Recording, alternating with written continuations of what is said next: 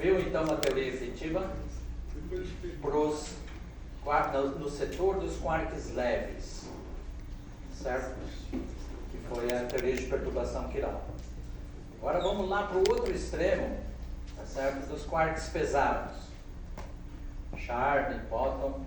O top não, o top aparentemente não forma estados ligados, certo? Ele decai tão rapidamente que um top não consegue ser capturado por um antiquark dentro do tempo de vida dele. Então, há evidência de toponômio, uma coisa assim, mas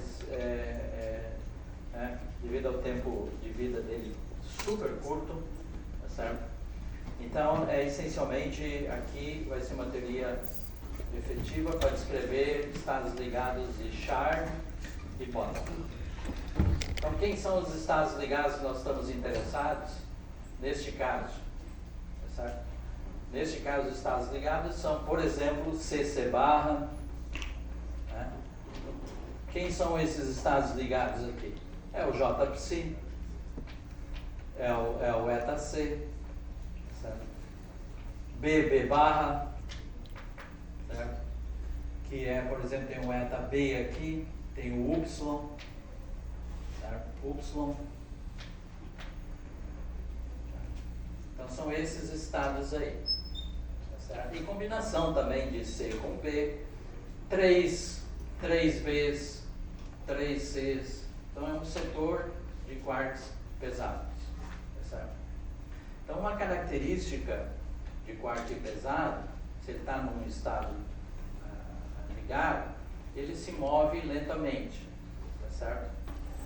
Então, eles vão se aproximar para formar um estado ligado, se movem lentamente, tá certo? Então, talvez uma aproximação não relativística para ele seja boa, assim como é o átomo de hidrogênio, né, que é um estado ligado da eletrodinâmica quântica, tá certo? Que também pode ser tratado não relativisticamente, tá certo? Então, ao invés de sair chutando o balde aqui chutando para a barraca com o QCD, vamos fazer QD primeiro, tá certo? Porque depois na QCD é óbvio que tem complicações devido à natureza não abeliana da teoria, mas a ideia geral é a mesma, tá certo? Quais são os passos para nós termos uma teoria efetiva nesse setor, tá certo? Então, eu espero conseguir falar tudo sobre não relativistic QED, por exemplo, e daí tem uma outra chamada Potential Non-Relativistic QCD. O que é isso? É que quando você, tá certo, pode descrever o estado ligado em termos de potenciais, tá certo? Muito bem. Então, qual é o racional aqui? A ideia é integrar as escalas pesadas, tá certo? Essa é a ideia. Sempre quando você tem a teoria, você conhece a teoria, tá certo? E eu vou então tentar simplificar a descrição de algum estado ligado, tá certo? Com com essa teoria, tá certo? Mas não vai ser não é um modelo, não é uma coisa que eu vou chutar. Eu quero derivar uma teoria efetiva, tá certo?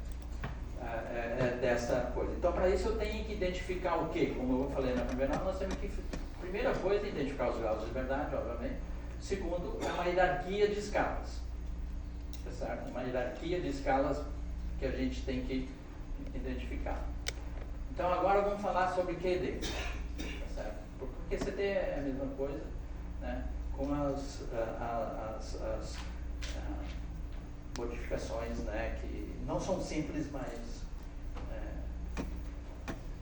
é factível, tá certo? Muito bem. A gente está interessado na energia de ligação do átomo hidrogênio, tá certo? Então imagina que a gente está lá nos primórdios, né? E os experimentais nos disseram, olha, o átomo hidrogênio é um estado ligado, né, de uma partícula de massa 1 GeV, uma outra partícula de meio GeV, tá certo? E uma energia de ligação de 13,6 elétron-volts. E eu quero prever essa energia de ligação. Quero obter essa energia de ligação. Tá certo? Então, de cara já tem uma escala aí que desponta, né? Uma escala pesada que desponta. O que é? A massa das partículas.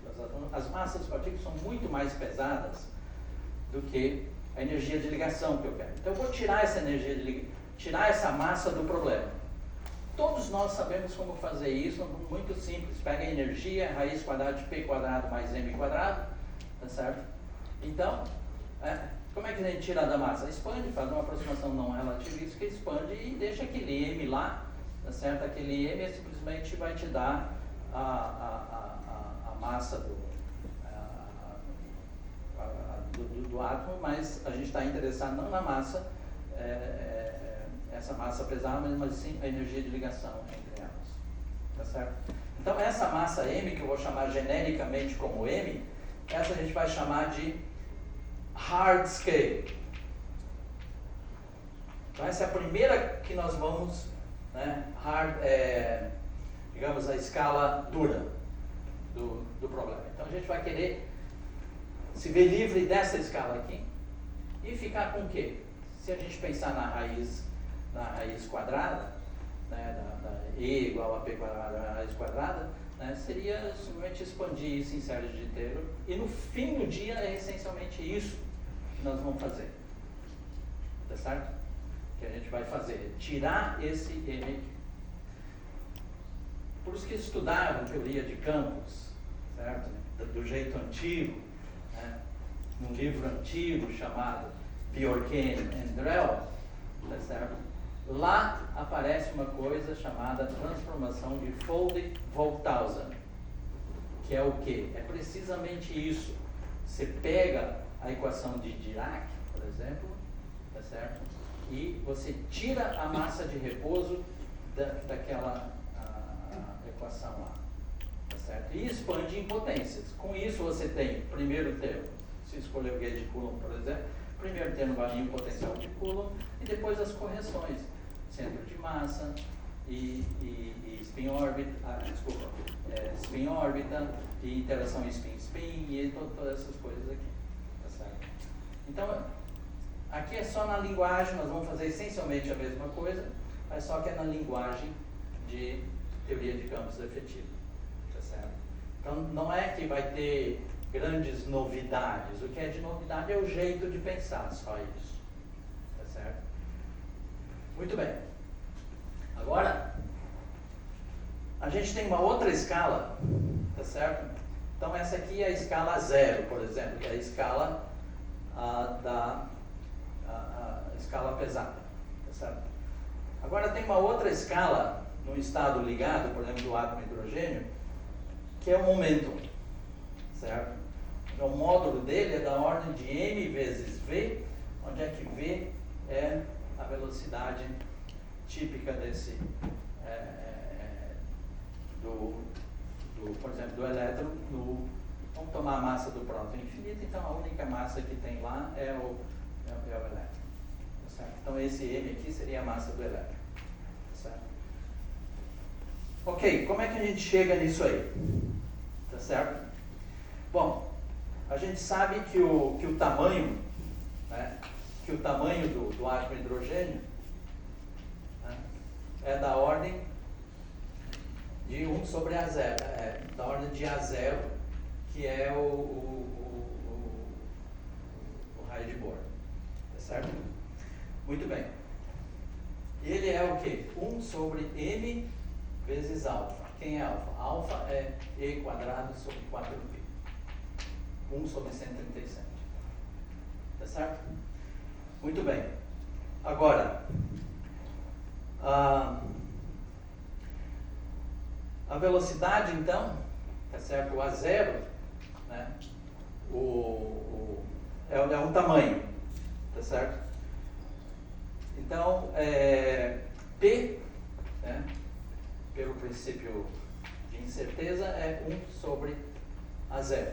Então, isso aqui é m vezes alfa, tá certo?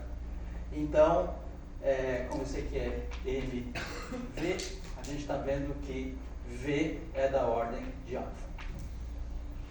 1 sobre 137. Certo? Então, quando tem essa cobrinha aí, significa que é da ordem. Agora, dessa ordem aí, pode ser 1, 2, 3, 4, às vezes π, tá certo? Então, não é preciso, não é para vocês ficarem inculcando, certo? Está errando por um fator 2. Não. Aqui a gente está pensando em fatores 100, 200 e coisas assim, tá certo? Então, estão vendo aqui que V é da ordem de alfa e alfa é 1 sobre 137.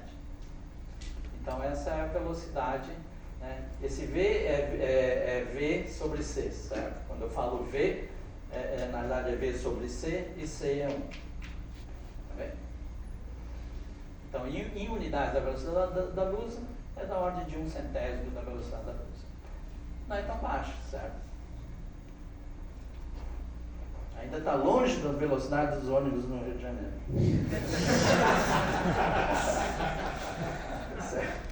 Melhorou, sabe?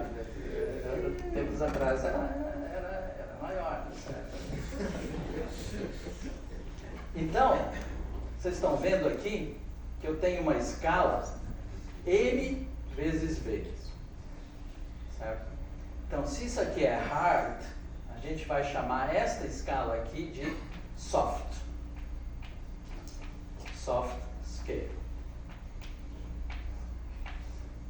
Tá certo? Isso aqui, então, essa escala está associada à velocidade, essencialmente, né? O momento. Né? E se a gente integrasse isso aqui também? Tá certo? Quando eu integro, integro M, eu tenho, né, como eu vou falar, non-relativistic QED. Quando eu integro o soft scale, tá certo? Eu tenho o que se chama de P non-relativistic QED, certo? Eu estou falando QED aqui. Certo? Por quê? Porque se eu integro o momento, o que acontece? A coisa fica estática, tá certo? Então, ficando estático, isso é potencial. Tá bem? Por isso que tem o nome de potential non-relativistic. Tá bem? Tem uma outra escala também, né, só por causa do nome, né, que essa em geral a gente não integra, porque senão não sobra muita coisa, que é a escala MC quadrado, que é essa que a gente está interessado. Desculpa, MV quadrado, tá certo? Que é a escala da energia de ligação, certo? Muito bem. E como o V, essa aqui é menor que aquela lá. Então essa aqui é chamada de ultra soft. Isso é só para dizer o jargão da área. Quando vocês abrem um paper aqui, a primeira coisa que diz é soft, ultra soft, hard scale e coisas assim. Nesse contexto significa isso aqui. Tá certo? Muito bem. E como é que a gente sabe? É muito fácil, né? E igual a P quadrado sobre 2M, né? Então, bota o V lá, então deu M quadrado, dividido por M, dá MC quadrado, MV quadrado, tá certo? Então, esse número é menor do que este e que é menor que este. Então, tem uma hierarquia de escala. E qual é a separação entre as escalas? Né? Então tem uma hard scale, soft scale e ultra soft scale. Então aqui é M, certo? Aqui eu tenho MV e aqui eu tenho MV quadrado. Então eu tenho M, que é 100 vezes maior que MV, que é 100 vezes maior que MV quadrado. Tá certo? Então está caracterizada aqui, tá certo? Uma hierarquia de escala e como tal eu tenho chance de fazer uma teoria efetiva aqui, uma teoria efetiva aqui. Tá? Então aqui vai ser não relativista e aqui potential não relativista. Nesse estágio aqui não vai ter potenciais, aqui vai ter potenciais. Tá bom? Muito bem. A gente ainda pode ver outras hierarquias aqui, né? Ou outros tamanhos típicos. Quanto é que vale os campos de calibre, por exemplo? Né? Como é que eles escalam em termos de M e V? Por exemplo, G, a outra é 3, G a 0,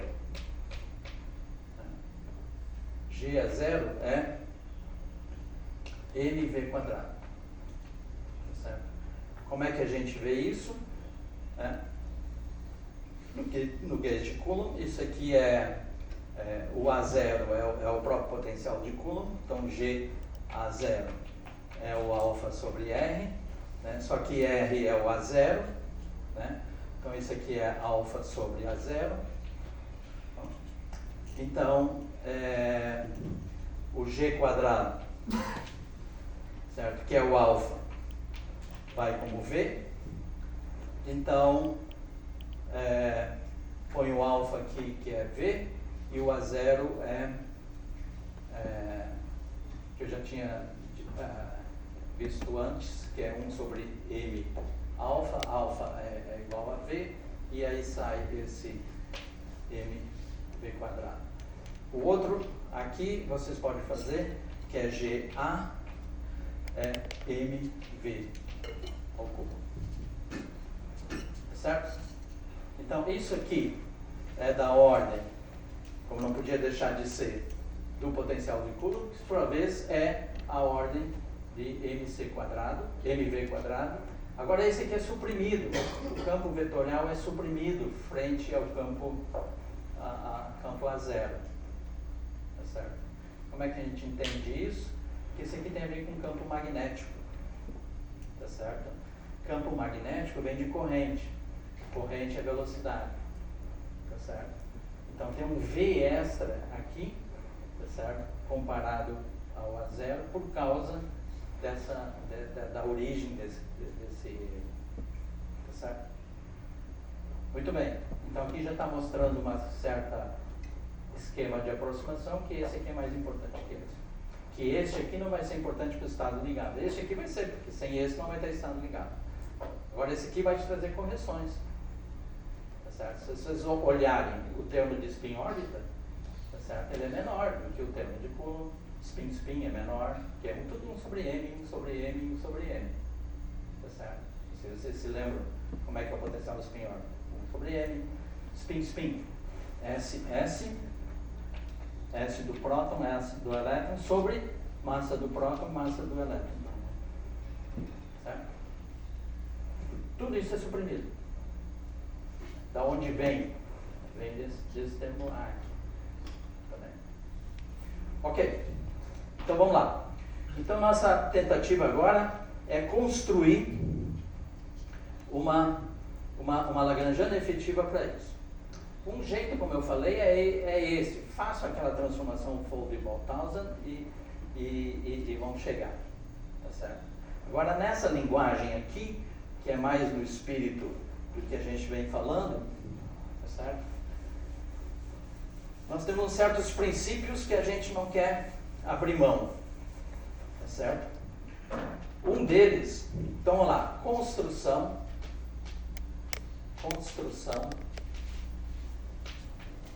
da non-relativistic QED. Certo? Então, qual é a ideia? A ideia, eu vou então usar esse esquema, tá certo? De pegar o termo de ordem 0 e as correções, 1 sobre M, 1 sobre M quadrado e assim por diante. Esses termos, eles vão ter coeficientes com dimensão, certo? Porque à medida que eu vou expandindo em ordens mais altas, esses constantes de acoplamento têm dimensão, tá certo?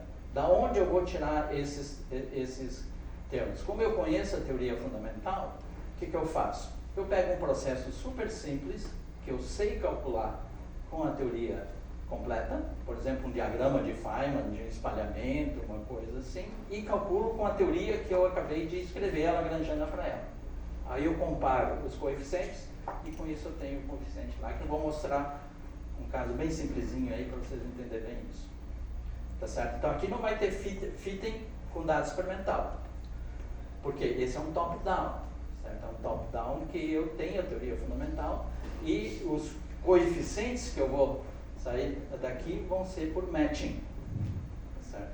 Entre a teoria que eu sei e outra, mas para alguns processos que eu sei calcular. Isso aqui está sendo feito para processos que eu não sei calcular, em princípio. E é muito complicado usar a teoria original, porque ela envolve tanta coisa, que você está carregando um monte de lixo que não é relevante para o meu problema.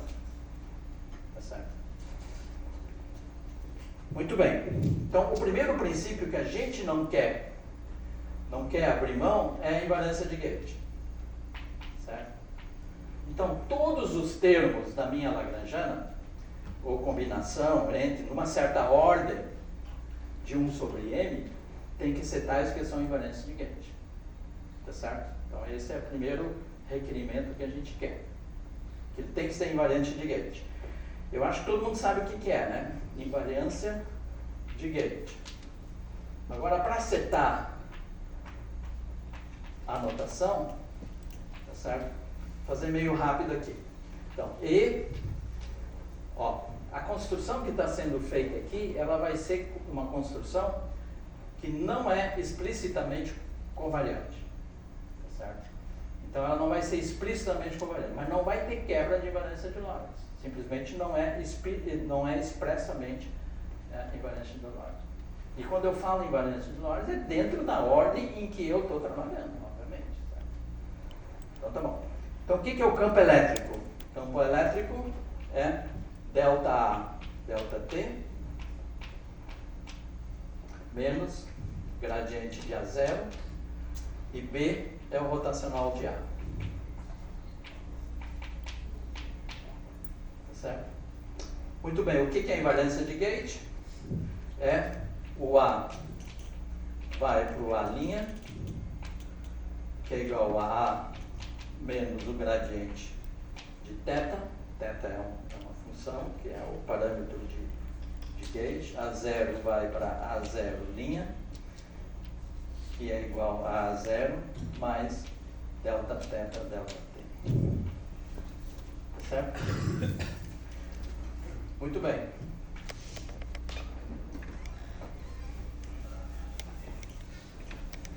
Então, esses campos aqui, eles são invariantes de Gauge. Sobre essas transformações. Na hora que eu ponho isso aqui, eu vejo que o E e o B, eles são invariantes de Gauge. Esse não é o caso da QCD. Por quê? Porque os campos da QCD carregam cor. Se eles carregam cor, eles não estão sendo invariantes de Gauge. Tá certo? Então, lá é a primeira complicaçãozinha quando eu for construir a lagrangiana da QCD não relativística. Tá certo? Muito bem. Então, eu tenho uma derivada covariante temporal, que é delta t,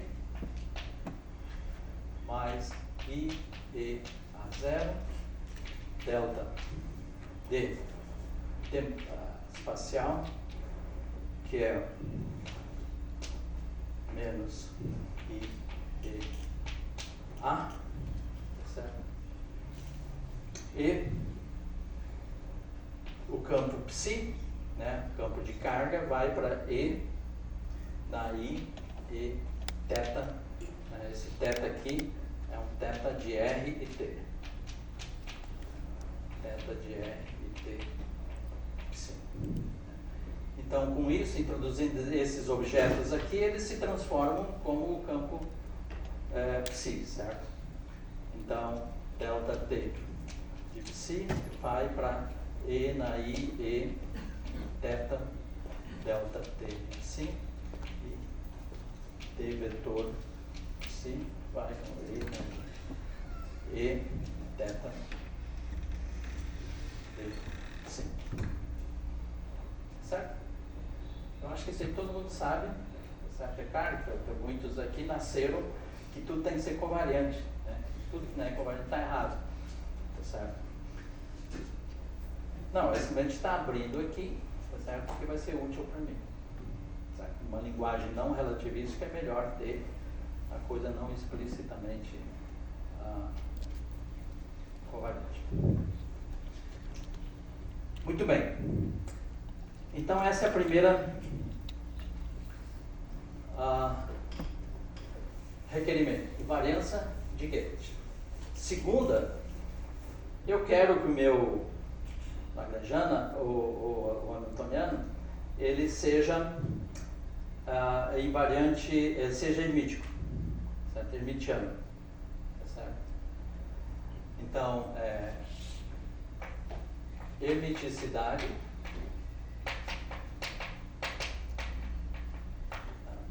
então isso significa que é melhor usar IDT e ID, porque esses aqui são, o D por si só não é, certo? Nem a derivada não é hermítica, certo? Esse aqui.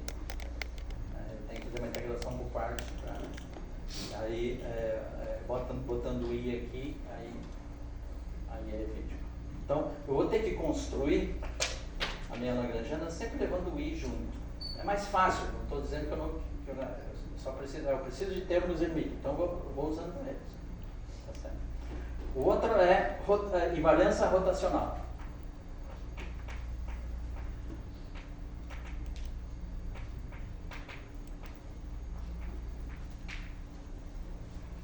Eu quero invariância rotacional. Então, esses objetos aqui, eles não podem aparecer sozinhos. Tudo que tem uma flecha não pode aparecer sozinho, obviamente, senão não é invariante rotacional. Tá certo? Então, D, E, B e sigma, tá certo? Eles têm que aparecer sempre contraídos de tal maneira que eu tenho uma expressão rotacionalmente invariante. Tá certo? A outra coisa que eu não quero abrir mão, nem na QED, nem na QCD, é paridade e invariância temporal. Paridade e invariância temporal. T, P e T. O princípio de pensar em conjugação de carga também, mas nós vamos pegar a questão não entra no caso do átomo hidrogênio, por exemplo, ou física atômica, só se eu tivesse antipartículas lá. Muito bem. Então, por exemplo, a gente tem que saber como é que se transformam as diferentes quantidades que nós vamos usar para construir a nossa lagrangiana. Tá certo? Então, por exemplo, delta, a paridade desse bicho aqui é negativa. Tá certo? Delta T, time reversal, é negativo. Tá certo? Então, vamos fazer uma tabelinha aqui, tá certo? Para a gente poder, melhor ter uma tabela, para a gente só olhar para a tabela e dizer, ok, esse eu posso, esse eu não posso, esse eu não posso.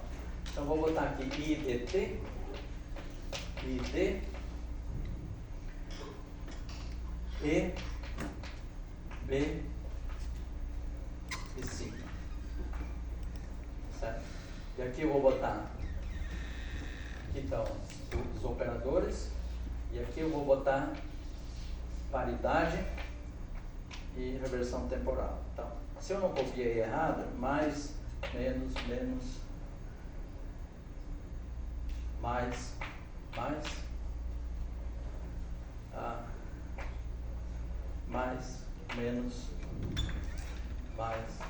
menos, menos. Por exemplo, aqui, ó, certo? E é um vetor normal, certo? Paridade negativa. Agora, esse aqui, tá certo? É o rotacional de A. O A é um vetor normal. O rotacional é um vetor. Então, esse aqui é um pseudo vetor, certo? E assim também é time reversal, tá vendo? Esse aqui é par sobre a reversão temporal, mas esse aqui é ímpar. Por quê? Por que o campo é? Porque vem de corrente, tá certo? Então, time reversal dele é diferente. E assim vai. Então tem essa tabela aqui. Ok, então vamos lá. Então, seguindo a lógica das teorias efetivas, certo? Eu vou propor uma lagrangiana, certo?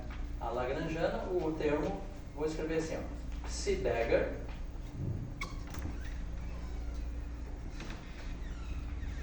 os operadores O, N sobre M na N, certo? Vezes Psi. E o N pode ser zero, e aqui é uma lagrangiana infinita aqui, com infinitos termos, tá certo? N igual a 0, 1, 2, e assim por diante. Tá certo? Então, a nossa tarefa é o quê? Aqui está a escala hard. Tá certo?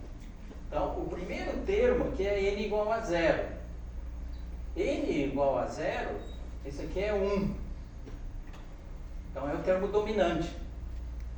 Tá certo? Então, quem é que vai entrar aqui? Tá certo?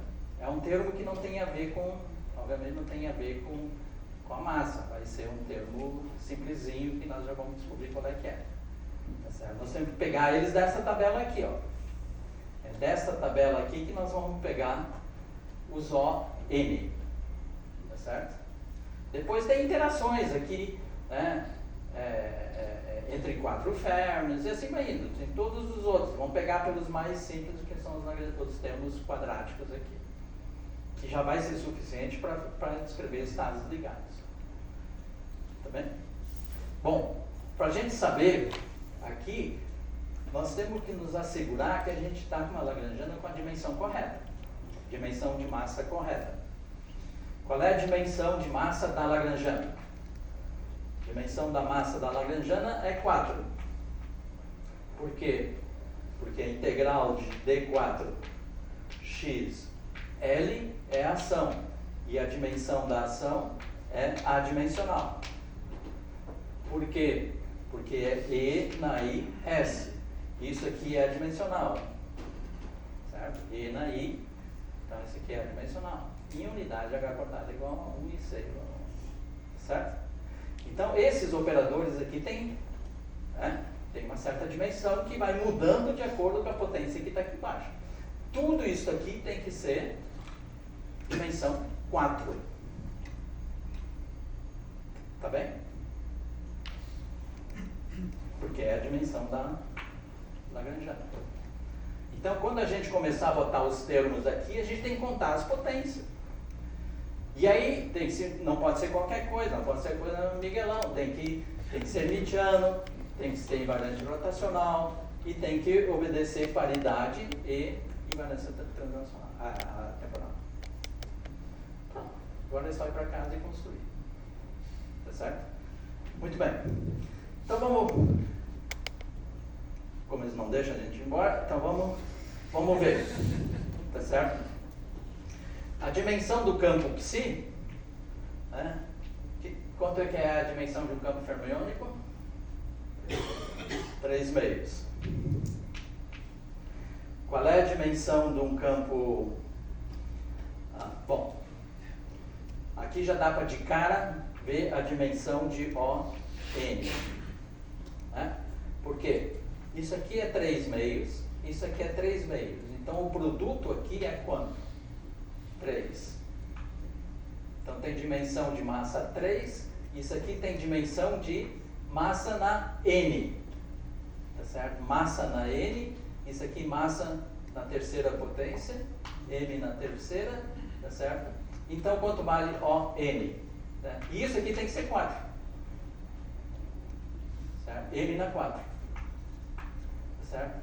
Então, você chega aqui, ON é N mais 1. Tá certo? Então, se eu estou na potência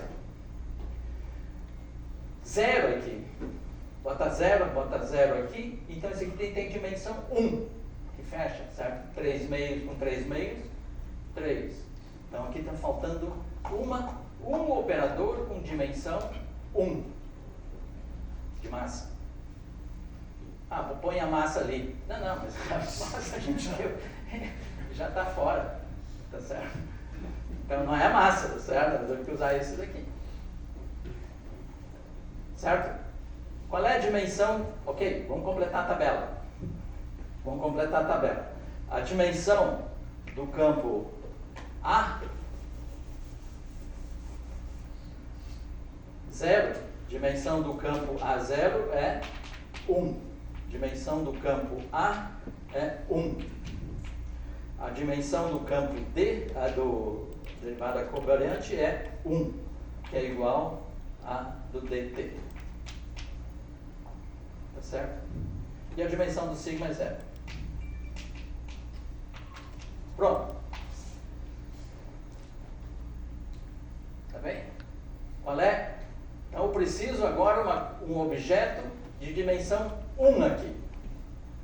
Desta lista aqui. O que eu posso botar lá? Posso botar um A0, posso botar um A, posso botar um desses aqui, em princípio que todos têm dimensão 1. Tá certo? Só que eu não posso botar esse aqui, por exemplo. Por quê? Não é invariante rotacional. Tá certo? Então não posso botar lá, porque senão a Lagrangiana não é invariante rotacional. Tá certo? Então, né, posso botar um sigma aqui. Né? Mas dá certo? Aí não dá. E não é invariante rotacional também. Falta sigma quadrado. Tá certo? Aí é invariante rotacional, mas daí é um número. Né? Não serve para nada também. Tá certo? Ok. Então, vê se vocês concordam, né? Que o que sobra é este aqui, ó.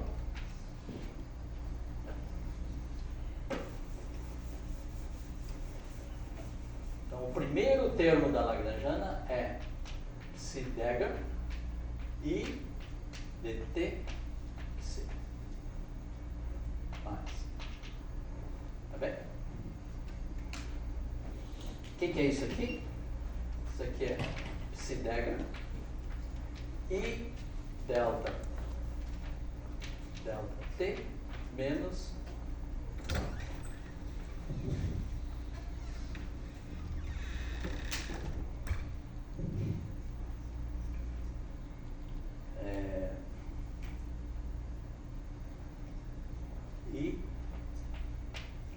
I vezes I dá menos, né? Menos E a 0.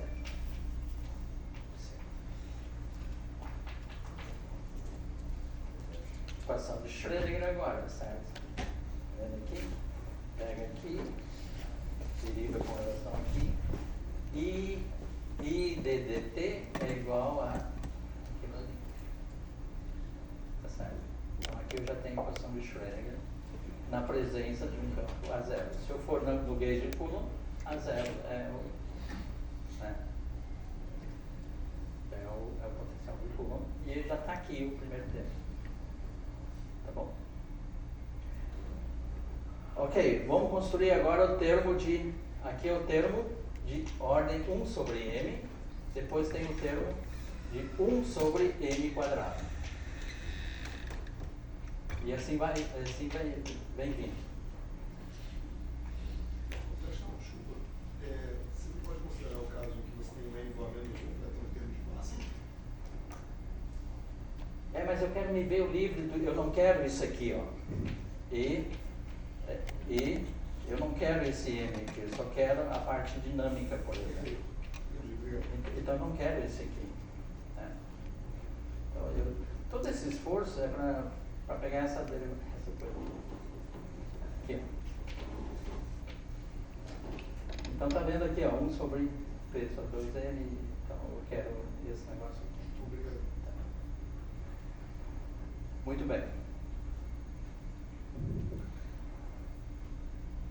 Agora, vamos construir o termo 1 sobre m quadrado. Agora começa a aparecer coisas, né, que são bem peculiares nessa coisa aqui. Por exemplo, invariância por reparametrização dos campos. Isso vai aparecer aqui. Você vê, é um termo perfeitamente que satisfaz tudo o que a gente quer. Aí pega e olha para aquele termo lá, pensar que, mas se eu trocar um psi por um outro psi, aquele termo lá cai num anterior que eu já tinha colocado. Isso se chama reparametrização dos campos. Então ele está lá, ele está de bobeira, tá certo? Eu não preciso dele. Mas imagina que eu não enxergasse que tivesse lá, o que ia acontecer? Ia ser uma redundância. Você ia lá recalcular as coisas e ia ver que era uma redundância, que na realidade dá o mesmo resultado que aquele outro que já estava lá. E aquele teu coeficiente, então, lá que você tem, quando fizer o matching, tem que levar isso em conta. Então, tudo que a gente reconhece que pode ser limpado com uma reparametrização, a gente faz. É claro que à medida que a gente vai avançando aqui, é cada vez mais difícil de enxergar a invariância, né? Qual é a transformação que vai...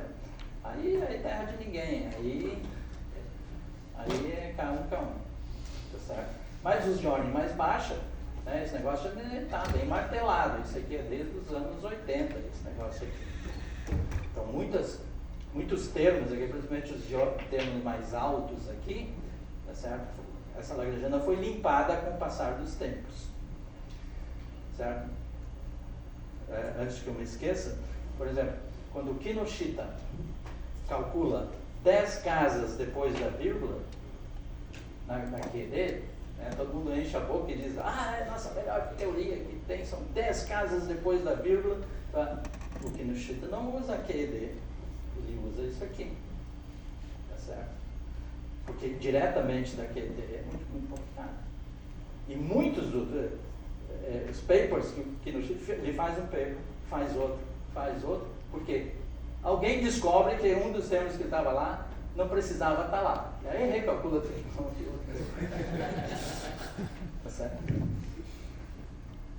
Muito bem. Vocês sabem disso, né? Que o nome associado às 10 casas depois da vírgula é o Kinoshita, né? Que é o cara que faz esses cálculos. Ok. Então vamos para o termo agora 1 sobre M.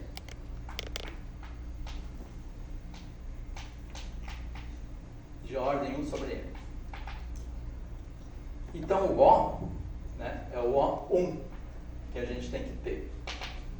Agora a gente está atrás, né, do termo 1 sobre M, que é psi dagger O1 sobre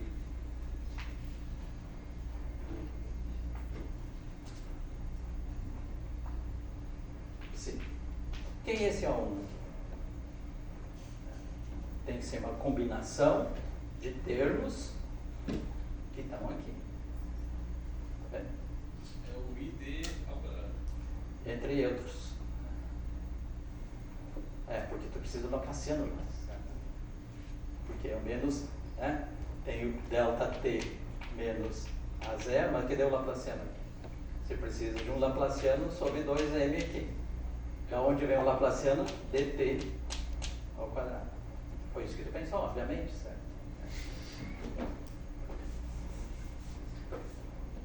Ok? Então vamos lá. Então a gente pode ter, como alguém já palpitou aí, 2 IDs, ou seja, ID quadrados, que satisfaz tudo aqui, ó. Esse aqui é o quadrado, ele é invariante. O que eu quero dizer com isso? I escalar e D. É invariante rotacional? É. O D é menos. E é menos, mas como são 2, dá mais. Beleza. Certo? Então, com relação a essa tabela, está tudo bem. São hermitianos? Sim, porque cada um deles é. O que mais é que a gente queria? É invariante de Gauge? Sim, porque psi aqui, esse aqui vai, cancela o psi, esse aqui no meio cancela, e é invariante de Gauge. Pronto, esse é um, foi o que ele viu lá. Certo? Muito bem. Então, tem esse, mas pode ser também o I dt quadrado. Também satisfaz todos esses requerimentos. Mas esse é um dos que a gente não precisa, porque eu posso me ver livre dele por uma reparametrização de campo. Eu só vou fazer, eu acho, só este, tá certo? Porque esse é facilzinho. Então, em princípio, eu tenho o quê? Eu tenho um coeficiente, um certo coeficiente, C1 sobre M quadrado, ID quadrado, esse aqui entra aqui dentro. Esse aqui é adimensional, 1 sobre M, tá certo? Eu tenho também um C2 sobre M e dt quadrado. Nós vamos mostrar que este aqui eu não preciso dele. Tá certo? Como? Assim, ó. Ok, então a asserção é essa aqui. I, né, tem um coeficiente, I dt quadrado sobre M, psi. Eu estou dizendo que este aqui eu não preciso dele. Por quê? Porque eu posso fazer eu vou pegar essa Lagrangiana e botar dentro de uma integral funcional. Se eu fizer uma troca de variáveis lá, tá certo? O que me interessa não é o que está lá dentro, e sim o resultado da integral funcional. Então é isso que eu estou fazendo. Eu estou pegando lá, fazendo uma troca de variáveis, vou ver o que acontece lá na Lagrangiana e eu vejo que esse termo já estava incluído antes. Como? Vou fazer a seguinte reparametrização. Ao invés de psi, eu vou usar psi menos c sobre 2m i dt vezes psi. Certo? Vou fazer essa transformação aqui. Então, aqui, ao invés desse, eu vou pegar o dh desse, botar aqui. Este aqui, eu vou botar isso aqui. O que vai acontecer? Um cancela o outro aqui no meio e esse vezes esse m quadrado já está lá, não é o que está entrando aqui. Deu para ver o que eu estou falando? Aqui tem um psi, que é esse aqui. Aqui tem outro psi. Vai ter um termo cruzado, outro termo cruzado que os sinais trocam por causa desse i aqui. Tudo bem? Vamos ver isso explicitamente?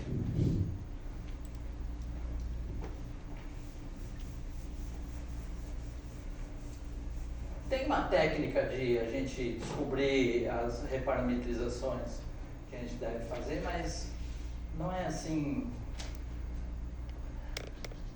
É tão complicado, ignora. Bom, vamos lá.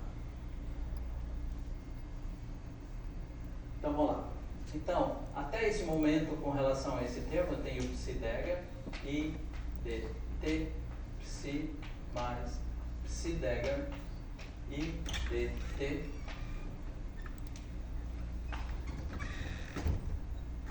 quadrado psi. Quer dizer, esses termos cruzados aqui, eles não se cancelam, mas eles vão cancelar este aqui. Esse aqui, vão se somar aqui. Ok, tá isso aqui. Vamos ver exatamente como é que é o mecanismo.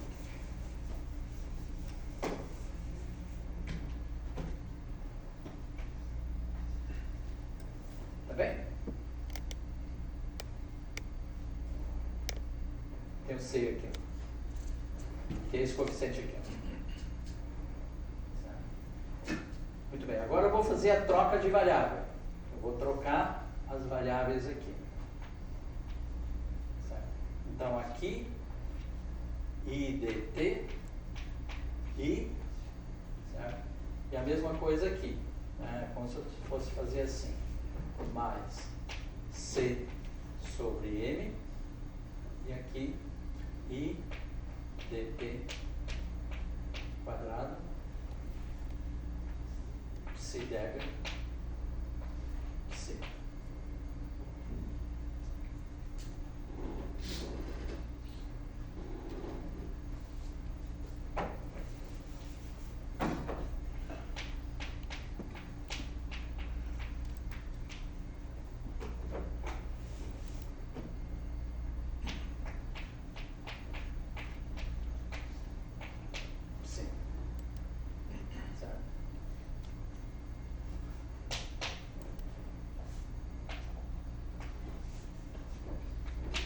Agora sim. Agora eu vou trocar, botar isso aqui, certo? Aqui e aqui, certo? Então vamos lá. Isso é igual a psi menos c sobre 2m e dt psi dagger e dt mais c sobre m e dt quadrado psi menos c sobre 2m e dt psi. Certo? Muito bem. Isso aqui dá psi dagger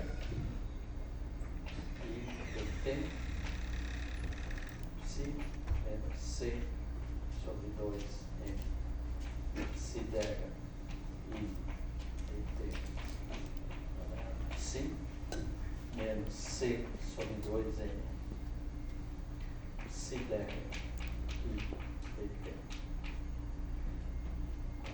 psi mais c sobre m psi dagger e dt quadrado psi mais ordem sobre m quadrado. Então o que aconteceu aqui? Eu tenho aqui c sobre 2m, c sobre 2m e c sobre m. Aí tem aqui, esse e esse cancela. E eu voltei aqui para esse termo aqui. Certo? Então eu não preciso dele.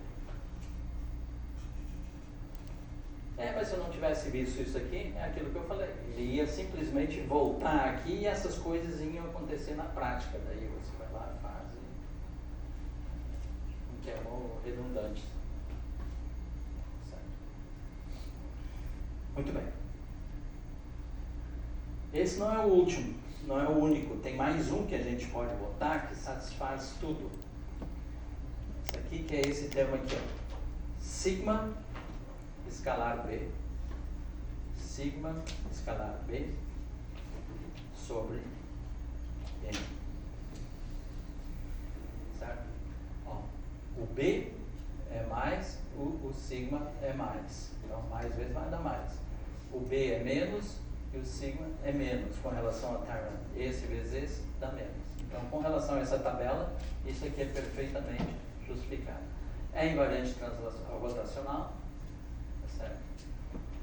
E hermitiano, né? Os campos são reais. Sigma é hermitiano.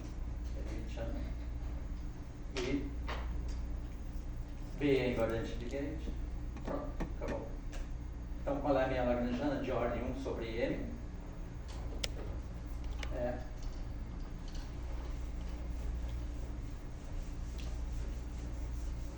Até a ordem 1 sobre M, a lagrangiana é psi dagger I dt mais o outro que já estava lá, que é o vetorial, C2 I d quadrado sobre M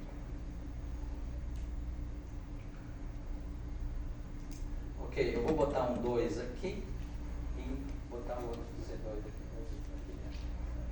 Pra quê? Porque aqui já sai lá passeando, certo? Porque aqui dentro tem um delta. Delta para dar o 2m aqui, porque senão fica delta sobre m e aí o C2 vai ter que carregar um fator meio. Mas, né, isso aqui vou chamar um CF, porque ele é famoso, e botar o E aqui para fora também, porque essas coisas são conhecidas de algum tempo atrás.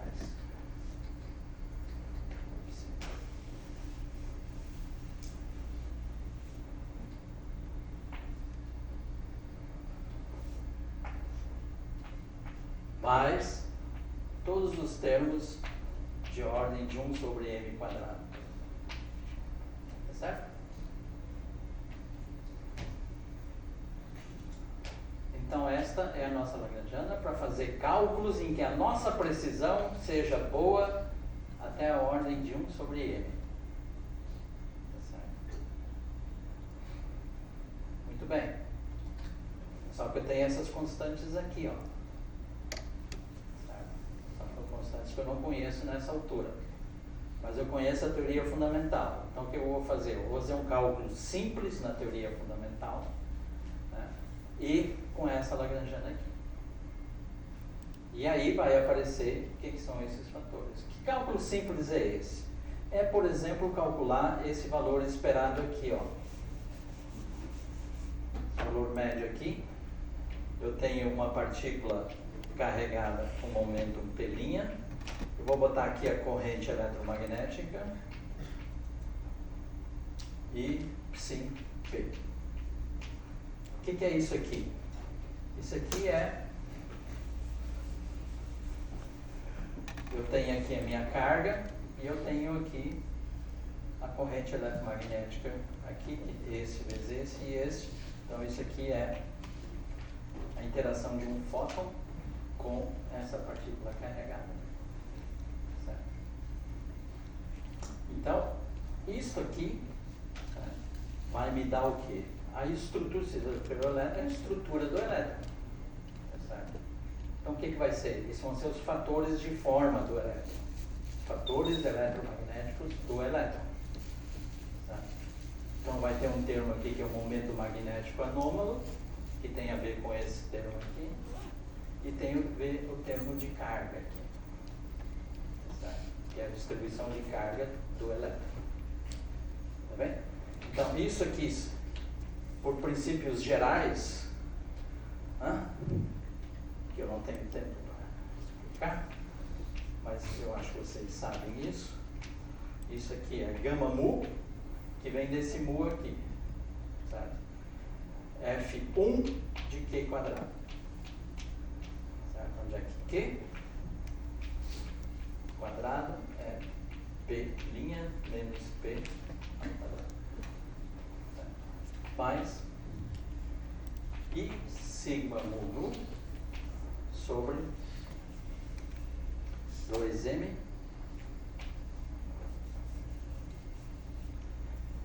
Q nu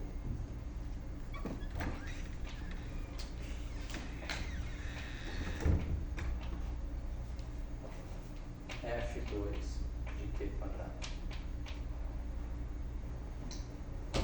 Certo? Da onde eu tirei isso aqui? Isso aí é um resultado conhecido, né? Quando vocês estudam provavelmente a teoria, o curso de teoria quântica de campos, certo? Vocês vão ver a interação de um elétron com uma carga, certo? Uma partícula de spin 1,5, então isso aqui é, por exemplo, elétron, partícula de spin 1,5, certo? Interagindo com o fóton. Certo? Então essa é a parametrização mais geral possível. Em ordem mais baixa, isso aqui nada mais é que o quê? U barra P' gama mu sim, U P. Que é o quê? É o vértice pontiforme aqui, P. Tá certo? Só que aqui, ó, tem um F1 de Q quadrado. O que é isso? F1 de Q quadrado são todos os processos aqui que vão, todos os processos quânticos aqui que vão dar a distribuição de carga nesse negócio aqui. Então, quando vocês vêm aqui, calculam, por exemplo, tem este gráfico e todos os gráficos que vocês podem imaginar aqui. Isso vai dar, então, a estrutura do elétron, a estrutura eletromagnética do elétron. Então, esses fatores de forma aqui são conhecidos, fator de forma de Folder. Tá certo? Muito bem. Agora eu reproduzo, eu faço a mesma conta com, lá no que vocês fizeram no Peskin e Schroeder, e faço com essa aqui, que não aparece no Peskin e Schroeder, mas se vocês fizerem, é muito mais fácil fazer com essa do que com essa, com a original, né? E vocês vão descobrir o seguinte: a esta ordem de 1 sobre 2m, de 1 sobre m, né, é C2 igual a 1, certo? Esse coeficiente aqui é 1, e este aqui é alfa sobre 2π, que é o momento magnético anômalo, certo? Mais ordem de alfa quadrado. Tá bom? Schwinger que calculou esse negócio aqui pela primeira vez. Tá bem? Que é o momento magnético anômalo do elétron. Por que é anômalo? Certo? Porque ele, com uma partícula Baer, o momento magnético dele, certo, é E sobre H cortado S. Certo? Mas esse é o Baer. Agora tem o vestimento que leva a uma correção desse negócio aqui. Tá bem? Então eu acabei de fazer o matching. Eu não fiz isso na frente de vocês, só estou dizendo. Faz isso, usa tudo que, né, todo mundo gosta, faz, né, e faz com isso aqui. Aí compara os resultados, a mesma ordem, tá certo? Tem que expandir esse resultado aqui, tem que expandir esse aqui, de tal maneira que você fique com ele, para reconhecer esses números aqui. Tá bem? Então esse é um matching. Tá bem? Ok? E agora? O CF está sendo ignorado em termos de mais alta ordem em alfa. Né?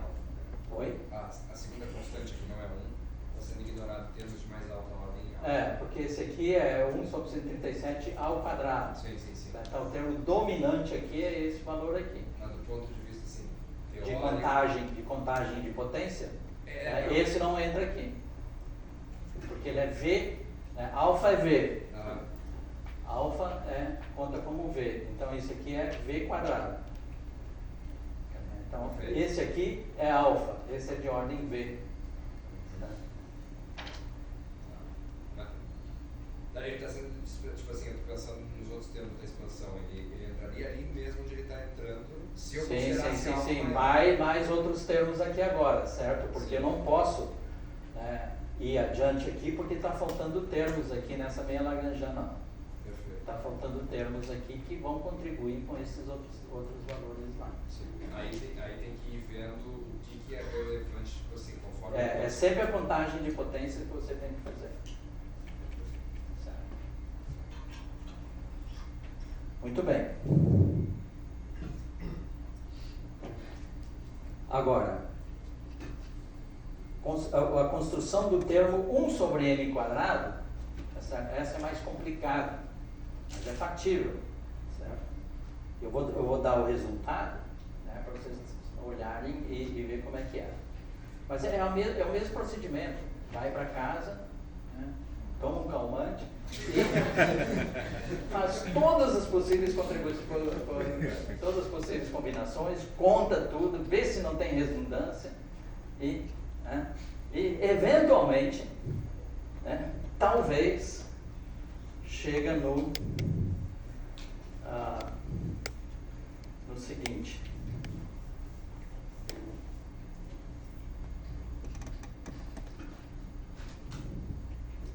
Quanto tempo tem ainda? 15 minutos. Faltam 3 teorias efetivas. Muito bem. Então, deixa eu ver aqui. Eu quero escrever a expressão para vocês enxergar ela, para nunca esquecerem.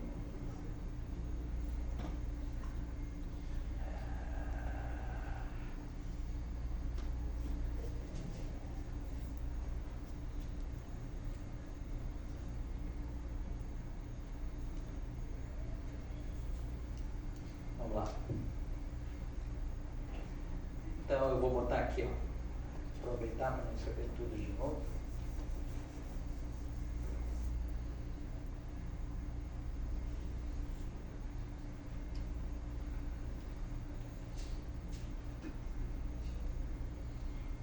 minutos.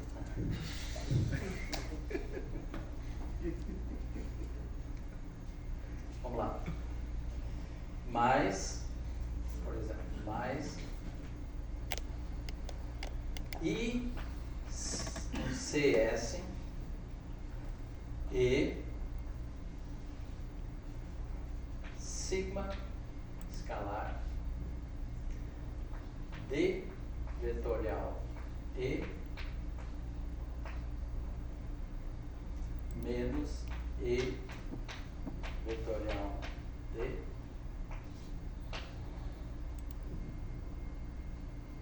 sobre 8m².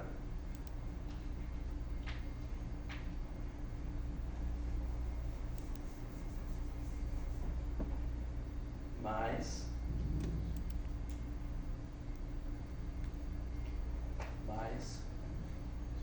CD, esse é o D de Darwin, certo? Que significa E. Então essa notação aqui, que é uma derivada que atua só no E, mas não no campo psi. Psi E sobre 8m². Psi. Mais, assim por diante. Tá bem? Então esse C aqui é o famoso termo de Darwin. Por quê? Porque esse pessoal, certo, deduziu isso no contexto da teoria quântica de campos, né? E aí viu a baixas energias que esse aqui é um termo relevante para estudar, por exemplo, esse processo aqui. E tem um outro chamado Sigal, né? Que é esse aqui do CS aqui. Esse aqui é Sigal, que tem a ver com bom, esse aqui no curso de mecânica quântica, a interação da radiação com a matéria, ele aparece. Porque lá, né, primeiro no livro do Pisa, Mecânica Quântica 2, a interação da radiação com a matéria, se estuda esses processos aqui, certo? E no contexto não relativístico. E aí aparece, muitas dessas coisas aqui aparecem. Tá certo? Alguma pergunta? Agora é só seguir, certo? É só seguir. Se eu quiser fazer um prático desse termo de Darwin... Não sei se assim faz, mas tudo sempre mete. Mas o processo aqui é deixa eu sair. Por exemplo, esse que eu acabei de falar aqui. Vai a ordem A², tá certo? Então tem esse aí, não relativisticamente, tem esse aqui, certo? Que é o espalhamento quântico. Só que isso aqui é tão pesado que isso aqui shrink para colapso.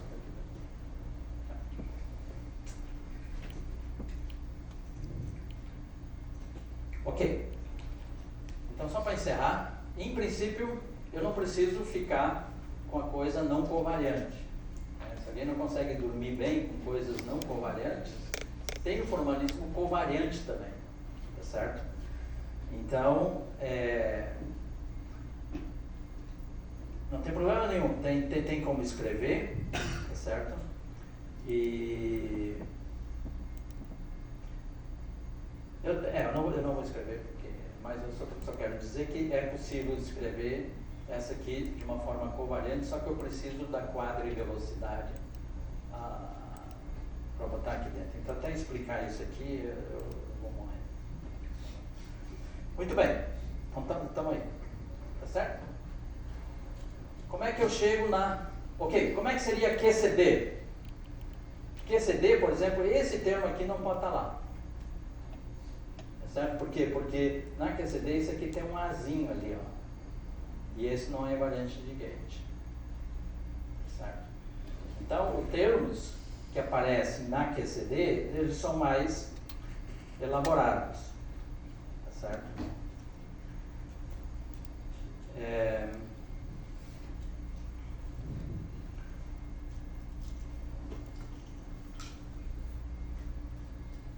Ok, eu não vou dar porque tem tanta coisa para explicar, então, com relação a eles, mas o princípio de construção é a mesma, tá certo?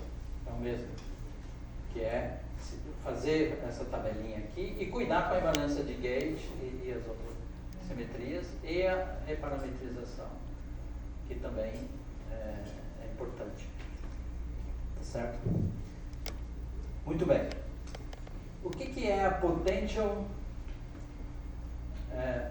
Vocês estão vendo aqui, ó, que eu tenho os campos B, os campos campo A aqui explicitamente. Tá certo? Eu posso me ver livre, tá certo? Boa parte desses campos, tá certo? Para estudar um estado ligado. Tá certo? Como é que seria um estado ligado? Eu gostaria de escrever agora uma teoria efetiva, tá certo? De uma maneira que o meu estado ligado saia ainda mais fácil do que com esta aqui, tá certo? Então, qual é o racional? Tá certo? O racional é o seguinte, ó. O que eu quero fazer? Eu quero substituir, tá certo? Muitos desses termos aqui por um potencial, tá certo? Muitos desses termos aqui, são diagramas de Feynman, onde é que tem propagação e tudo isso, certo? É como se fosse no caso do potencial, lá no Peskin e Schroeder, tem um negócio assim, ó.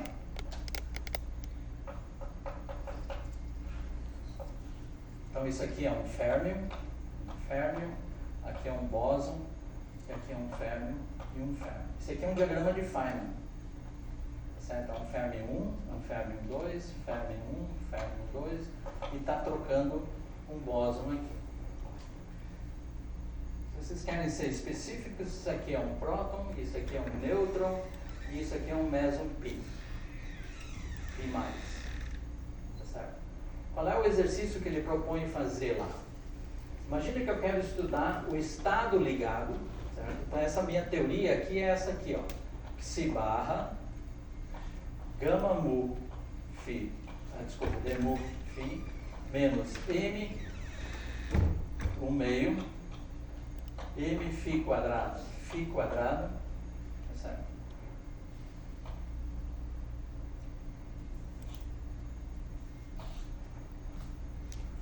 Essa é a parte mesônica, da bosônica, mais a parte fermiônica. Psi barra, i d slash, menos m, tá certo?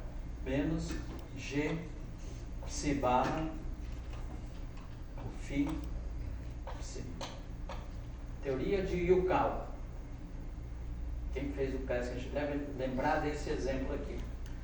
Como é que eu vou descrever, por exemplo, o deuteron? O que é o deuteron?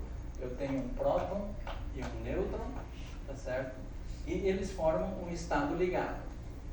Uma energia de ligação bem pequenininha, certo? 2,1 MV, certo? É bem pequena a energia de ligação. É claro que é muito melhor usar uma teoria não relativista do que usar uma teoria completa dessa teoria quântica de campos aqui, para descrever o estado ligado, tá certo? Mas para isso, para fazer um negócio não relativista, o que eu preciso? De um potencial, porque eu quero resolver isso aqui agora. H psi é igual a E psi. H vai ser o quê? Depois de transformar no centro de massa, blá, blá, blá, blá, é P quadrado, 2 vezes a massa, menos o V de R. Como é que eu tiro um V de R daqui? Como é que eu tiro um V de R daqui? Então o potential não relativista QED tem essa ideia aqui, tá certo? Que você sai daqui, aqui você já integrou a massa, tá certo? Você já integrou a massa. Agora eu vou integrar o momento, que daí não tem retardação, certo? Não tem isso aqui, ó. E isso aqui vai ser substituído por um potencial. V. Certo?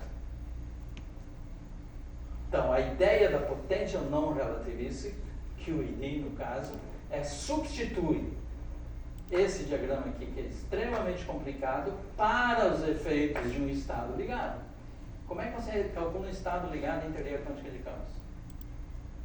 Full glory. É Salpeter. Tá certo? Tem que resolver a equação de beta e Salpeter. E até hoje, resolver a equação de beta e Salpeter para esse problema aqui, então, não foi resolvido ainda. Em full glory, com a satisfação de todo mundo. Para essa teoria aqui. Tá certo? Então, o que eu vou fazer? Tá certo? Eu vou substituir esta minha teoria aqui por uma teoria efetiva que envolva o potencial. Tá certo? Só que eu vou pegar, como é que eu chego nela? Eu tenho que me ver livre, né, da escala soft. Certo? A hard, eu já me vi livre. Agora eu vou me ver livre da escala hard. Então, lá no exemplo do Peskin, ele faz essa conta aqui. Ele pega esse diagrama aqui, tá certo? E faz a conta, tá certo? O que ele faz? Calcula a matriz de espalhamento. Quem é que se lembra desse exercício no Peskin e Schroeder? Ah, não acredito. Tem uns caras sentados aqui dentro que eu vou ter que voltar lá em São Paulo e tirar o conceito que eles tiraram do curso de quântica de campos. Ele calcula, né? Isso aqui todo mundo sabe calcular, certo? Calcular a matriz de espalhamento desse negócio aqui. Tá certo? A matriz de espalhamento é essa aqui, ó. I, M igual a IG quadrado P menos P' quadrado mais Mφ quadrado. Quadrivetores aqui. O que é isso aqui? É o propagador aqui, pelo amor de Deus. É o propagador. Agora o que eu vou fazer? A aproximação não relativística aqui. Tá certo? Lá na mecânica quântica, o equivalente àquilo ali é a matriz T, o elemento da matriz T. Tá certo? Que está aqui, ó, menos I, V de quê? E a delta de energia aqui.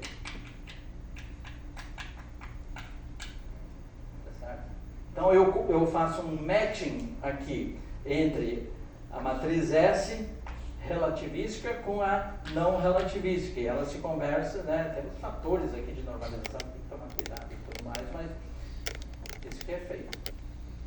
Quem é que me diz quanto vale o V de R? Fazendo isso, o Peskin mostra que o V que entra aqui, o V de Q, onde é que Q é a transferência de momento, porque aqui a energia foi mandada embora, tá certo? Porque agora eu estou com muito baixa energia, tá certo? Porque você vai para um estado ligado de baixíssima energia, esse negócio está movendo muito lentamente um ao outro, a energia eu posso desprezar, tá certo? E V de Q é menos G quadrado, Q quadrado, mais M φ quadrado. O potencial V de R é transformada de Fourier disso aqui, D3Q sobre 2π ao cubo e daí Q escalar R sobre Q quadrado mais M φ quadrado. Certo? 1 sobre 8π quadrado, certo? Integral, tem um 2π da integral angular, a integral do cosseno, menos 1 a mais 1, dx, a integral de dq q quadrado, de 0 a infinito, de e na i q escalar rx, sobre q quadrado mais m quadrado. Integra isso aqui em x, que é muito fácil, tá certo? E no fim do dia você chega e na menos m φ r sobre r menos g. Esse aqui é o potencial de Yukawa, tá certo? E é exatamente este que você vai colocar dentro da sua teoria efetiva. Aí tem lá I d0 menos t quadrado sobre 2m menos g E a menos MR sobre R. Na verdade é G quadrado sobre 4π. G quadrado sobre 4π. Certo? G quadrado sobre 4π. Tá certo? Sim. Pronto. Essa é a minha Lagrangiana de potential non-relativistic Yukawa, digamos. Eu fiz um matching entre esta aqui e a coisa não relativística. E esse é o potential não. O equivalente a isso agora seria o quê? O fóton. O que eu ia botar aqui? Vocês estão vendo aqui, né? Tem esses termos aqui, e aí eu tenho que fazer alguma coisa com esses termos aqui. E isso é a expansão multipolar. Eu não tenho tempo, eu tenho que chamar, tenho que vir no outro dia aqui para fazer isso. Então, esse é o potential não. Né? Quando você se vê livre de retardação, ou seja, de momento, da soft scale. Certo? Então, esse aqui é o momento. Na hora que você se vê livre da soft scale, você tem potenciais. Tá bem? Para QCD, isso é extremamente importante. Para calcular coisas associadas aos mesons pesados. Tá certo? Bottom, anti-bottom, por exemplo. Tá certo? Ou então espalhamento entre pions e esse bicho aqui. Como é que a gente faz isso? Tem que botar aquela chiral perturbation theory junto com esta aqui. Para acoplar pions a esses estados aqui. Aí tem que casar aquela lá, que só envolve interações derivativas, com esta aqui. E aí você pode estudar, por exemplo, a força de Van der Waals. Você tem aqui uma partícula sem carga, e aqui então vai vir uma força, e essa aqui é a força de Van der Waals. No caso da QED, isso aqui são 2 fótons. No caso da QCD, são 2 pions. E como é que a gente calcula isso aqui? Tem que casar a potential non-relativistic QCD com a chiral perturbation theory. Tá certo? Aí você deriva uma força de Van der Waals da QCD, certo? Com first principles. Se vocês quiserem a referência, modéstia à parte, eu posso dar aqui para você. Eu não me lembro o número, mas é 2018. Certo? É eu e o Jaume Carlos Castelar. É a força de Van der Waals entre 2 quarkônios. Calculada pela primeira vez no universo, né? Casando uma não relativística, potência não relativística aqui, com a chiral perturbation theory. Ok, então vai ficar aí, certo? Para quem quiser vir aqui amanhã, né? Ou então de casa eu posso fazer, né? A gente pode fazer as que eu queria fazer ainda. Ser mais explícito com relação a QCD e fazer high temperature, certo? Porque, como vocês viram com o Sidney, com o Rudney, né? A função de partição de φ e a menos integral de 0 a beta de tal integral d3x. Quantos minutos faltam? Não, só para mostrar onde é que tem uma teoria efetiva aqui e a gente acaba. Tá certo? Então, vocês estão vendo aqui, ó. Então, isso aqui ele escreveu provavelmente. Se não escreveu isso, esqueça o curso dele.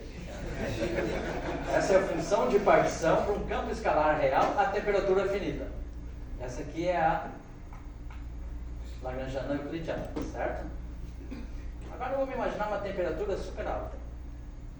Temperatura alta é beta pequena.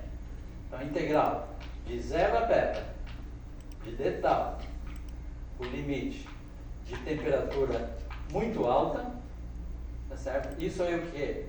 A integral, então o beta vai a zero, certo? Então tem uma integral de 0 a 0, então é base vezes altura, certo? Então isso aqui vai a E na menos beta, uma teoria tridimensional agora. Certo? Eu tenho uma teoria estática agora. É uma teoria de campos a temperatura finita, mas a temperatura muito alta, ela é uma teoria estática, porque só envolve coordenadas tridimensionais. Ou uma statistical field theory, certo? E o beta está aqui na frente. E com isso se chama redução dimensional.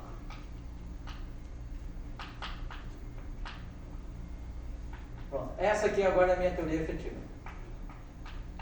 Certo? Não essa. Essa aqui. Transformações de gauge, tudo isso aqui agora só depende da parte tridimensional. A parte temporal congelou e não existe. Então é uma teoria euclidiana, certo? Invariância de gauge, tudo só envolve a coordenada x, não envolve a coordenada z. Aqui tem os nomes de Bratan e Pisarski. Nieto. Appelquist e Nieto. Appelquist e Pisarski. Aí Bratan, Pisarski e Strickland, e assim vai mesmo. Tá certo? Isso aí. Tá bom? Então eu tinha a vã esperança de falar sobre isso aqui. Próxima vez tem mais aula.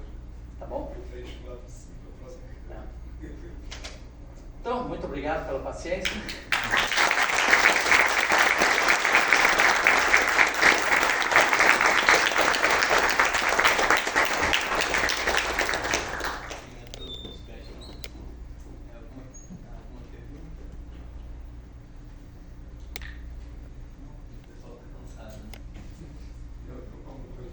Eu não posso resistir, tenho que fazer uma pergunta. Quando você faz a potential non-relativistic QCD, potencial, como é que você tira esse potencial? Porque, assim, Exatamente a mesma coisa. Pega o diagrama de Feynman, certo? Assim, não, pega, que nem aqui, ó. É essa conta aqui, certo? Você pega um diagrama de Feynman,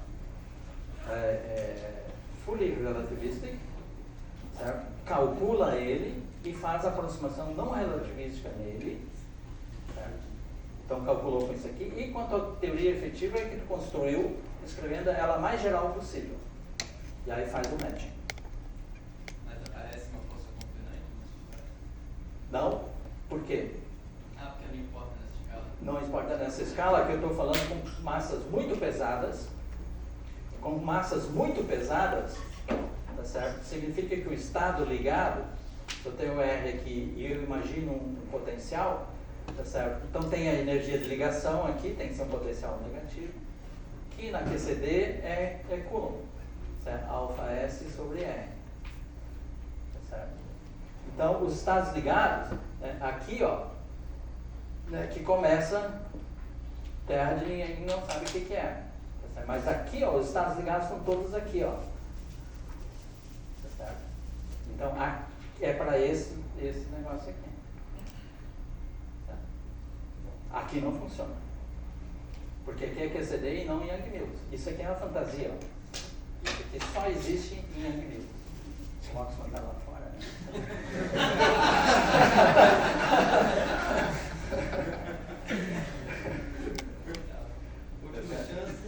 Eu tenho mais uma curiosidade. Quando você usa nessa teoria efetiva de raio de si, quando você considera ela, essa redução dimensional, continua com aqueles problemas de divergência intervermelha? Sim.